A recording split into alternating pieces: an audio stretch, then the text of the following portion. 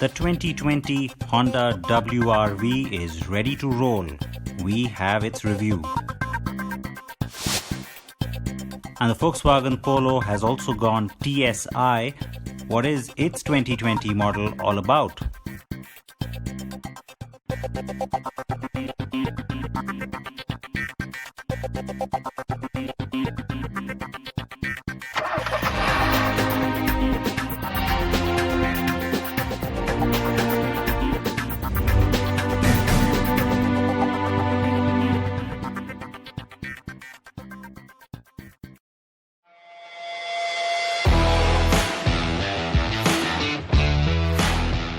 The Honda WR-V in its BS6 form has entered the market recently.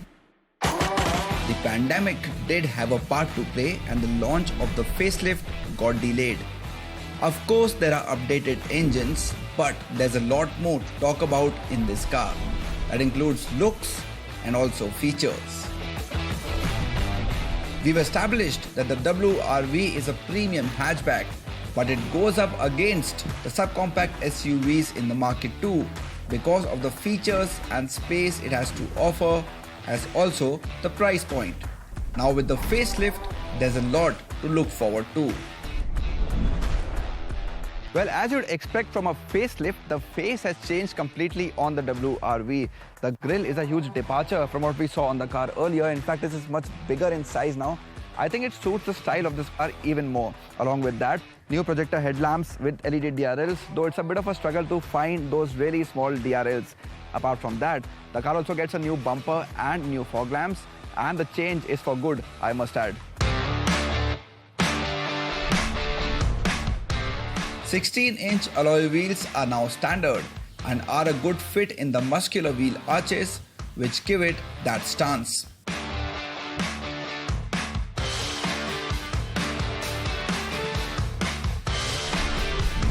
Around the rear, there are C-shaped LED tail lamps which we've seen on the car earlier, so not much has changed there. In fact, the car continues to get the same 6 color options as before, and one that you see here is called the Radiant Red. But we wish there were some dual tone options available with the car.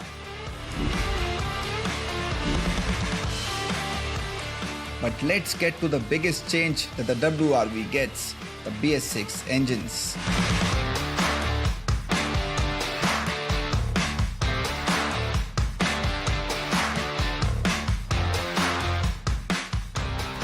Both the petrol and diesel engines on the WR-V remain the same. Of course, they are BS6 compliant now. But what I fail to understand is that why does the WR-V still does not get an automatic gearbox with either of the engines. In fact, it is the only car in the entire Honda portfolio, starting from Amaze all the way to the CR-V, that does not get an automatic gearbox with either of the engines. We did ask Honda why it's so, and it said that customers prefer the manual transmission. The one we are driving is the diesel, and it comes with a 6-speed gearbox. We wish it was smoother though when it comes to slotting in gears. With the 200 Nm torque kicking in early, this engine is enthusiastic and you'll enjoy driving it out on the highway or even in traffic situations because the clutch is lighter. With 99 bhp on offer, there's good amount of power available for this premium hatchback. And the added advantage is that the diesel is big on fuel economy, offering 23.7 km per litre, though down by 2 km per litre. It puts a whole bunch of subcompact SUVs, premium hatchbacks, and even some subcompact sedans to shame. The 1.2 litre petrol motor churns out 89 bhp and generates a peak torque of 110 Nm. The claimed fuel efficiency here is 16.5 km per litre. Talking about ride and handling, nothing really changes when compared to the pre-facelift car. That's because there wasn't really anything to complain about on that aspect on the WR-V right from day one. So the suspension is tuned well. It is able to take on the challenges the roads would throw at it.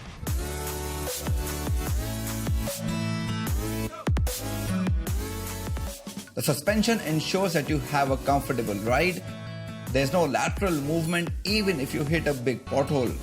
It takes all the undulations on the road in its stride.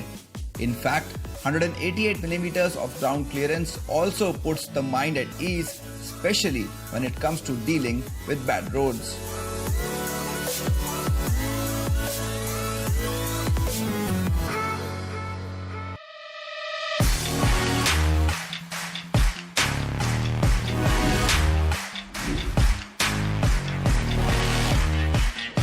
Let's get to the features then. The electric sunroof has always been a huge novelty on the car, and Honda would be hoping it will continue to attract consumers. Then there's a new 7-inch touchscreen infotainment system or DigiPad 2.0 which is standard on the WR-V. The system is Android Auto and Apple CarPlay compatible. It also gets inbuilt navigation, but the interface could have been better.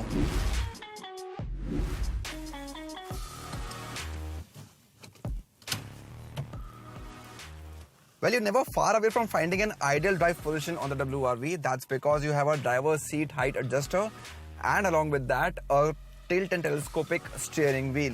This wheel also gets new buttons for voice, audio, hands-free as well as cruise control, which you see right here. Apart from that, the armrest is also gone for a change. It has more space now and it can fit in a full-size tablet, but it's a bit too low for my liking. The newly designed seat upholstery with a mesh pattern looks good. You get a good amount of space in the second row, but you do miss the AC vents at the rear and even a center armrest. Boot space remains unchanged at 363 litres, which is more than adequate. It's big on safety too and comes with ABS with EBD, rear parking camera, impact mitigation front headrests and pedestrian injury mitigation technology, all of which are standard. The WR-V is offered in just two variants, SV and VX in both petrol and diesel. Prices start at 8.5 lakh rupees for the petrol and go up to 10.99 lakh rupees for top end diesel. That makes it more comparable to many subcompact SUVs on sale currently in the market, more so the top variants.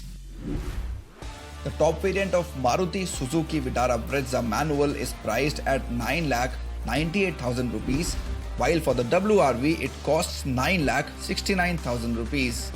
Ford EcoSport's top-end diesel variant is priced at 11.67 lakh rupees, while for Hyundai Venue it is 11.52 lakh rupees. And the WR-V is much more expensive than its closest rival, the Ford Freestyle, which starts at 5.99 lakh rupees. The WR-V then makes quite an impression then because it now offers a lot more in terms of features and standard equipment. However, the lack of an automatic gearbox does hurt, and that's probably one reason why it doesn't stand out in the crowd.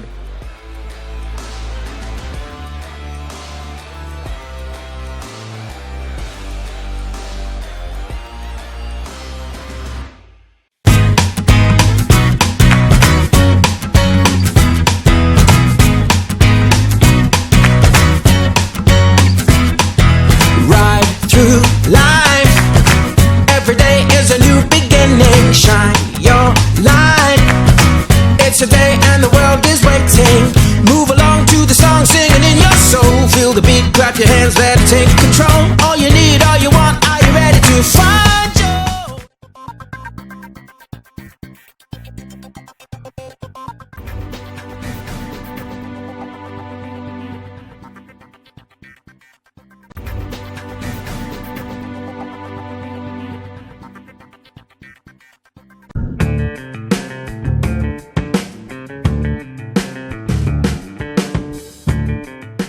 Years since its launch, the Volkswagen Polo still remains relevant if driving dynamics matter above all else.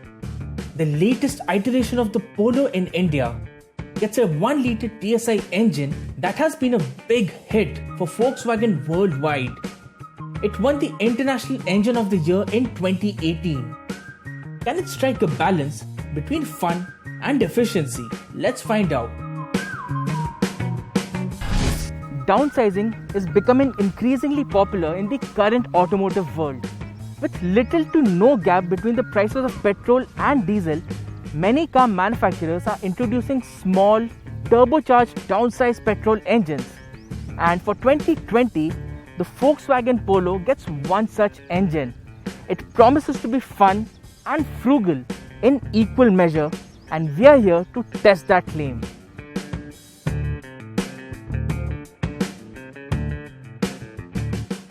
Now remember, the Polo has been through its facelift and several updates, so the biggest change now is really just the engine. It is a 3-cylinder unit and displaces 999cc. The engine pumps out 108.6 horses between 5000 and 5500 rpm. And the peak torque is rated at 175 Newton meters, which starts coming in at a low 1750 rpm and is on offer till the revs reach 4000 rpm. The Polo also comes with a 6-speed torque converter automatic variant. Unfortunately, the famed DSG dual clutch gearbox is no longer an option.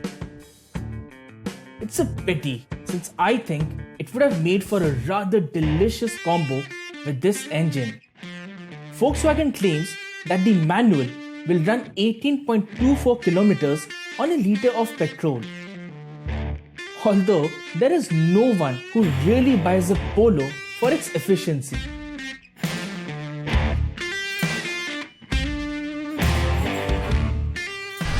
The Polo now gets an award-winning engine under the hood. So before we spoke about anything else, we had to drive the car, check the engine out. Now let's talk about things that we didn't quite like.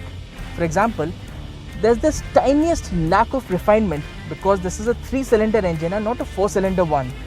And apart from that, there's this typical turbo lag at low revs.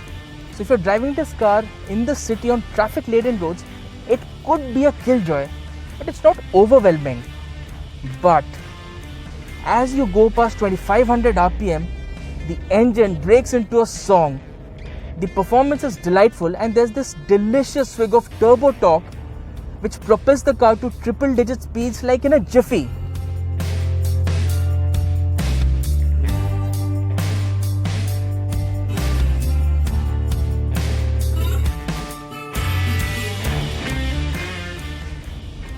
The 6-speed manual gearbox on the Polo 1.0 TSI isn't as seamless as the DSG unit, and in-gear acceleration it feels a little flat, although the gearbox itself feels quite precise.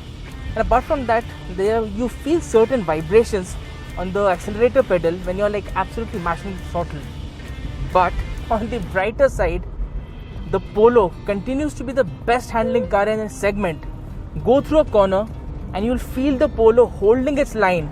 The steering itself has minimal slack and weighs up beautifully when you're accelerating, when you increase your speed.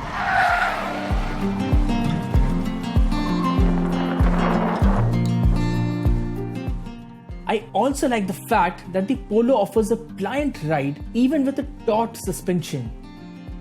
Bumps and potholes are squared away nonchalantly, and the car keeps its composure through corners. The brakes have a good bite, and Goodyear tires offer good grip when tackling those high-speed corners. On high-speed highway runs, the way Polo sticks to the tarmac is something else.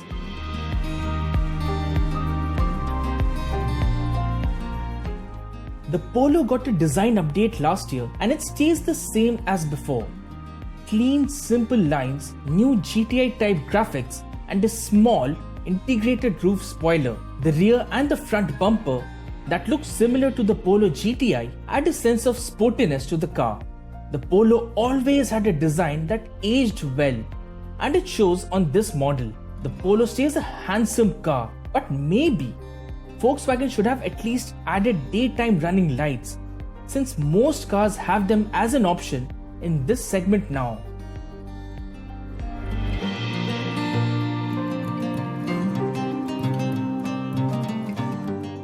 The cabin of the Polo is more or less similar to basic, not too cluttered, and really well built. That old no-nonsense all-black color scheme is also all too familiar, but dated. The leather-wrapped steering wheel feels lovely to hold though. In terms of features, the car gets a 6.5-inch touchscreen with Apple CarPlay and Android Auto and is easy to use. With decent responsiveness, I would be remiss if I didn't mention that the telescopic adjust on the steering wheel is adjustable for reach and rake. Overall, the quality of materials used inside the cabin remains one of the best in the segment. Rear knee room though remains one of the worst.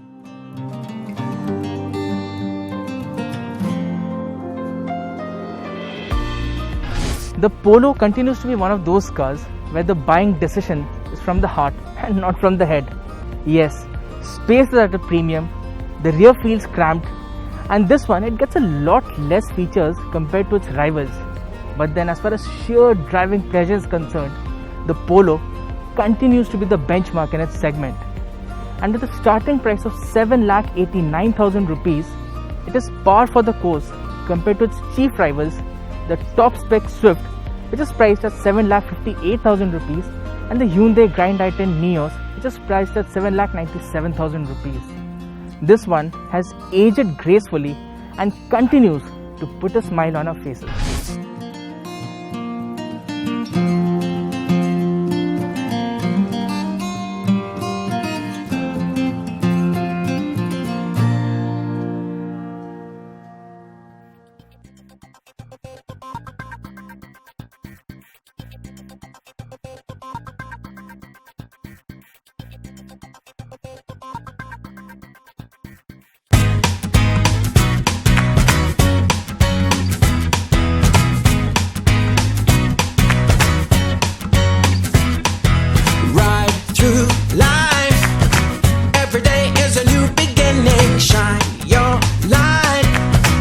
It's a day and the world is waiting.